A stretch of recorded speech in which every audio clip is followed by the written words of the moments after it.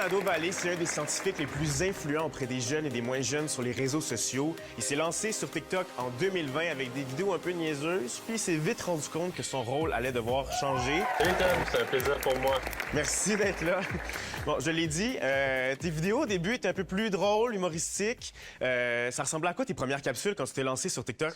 Avec ma copine de l'époque, on faisait des blagues là, pour se divertir durant la pandémie. Hein. C'était le tout début de la pandémie, puis on trouvait ça drôle de faire ça, puis on pensait pas que ça allait pogner, comme on dit. Puis au final, je me suis plutôt dirigé vers la médecine, là.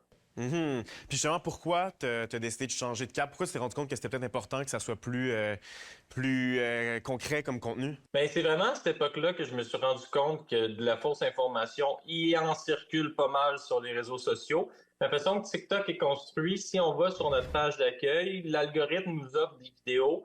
Puis moi, je sais pas pourquoi, mais l'algorithme, il m'offrait tout le temps des vidéos de fausses informations concernant la COVID, concernant les vaccins.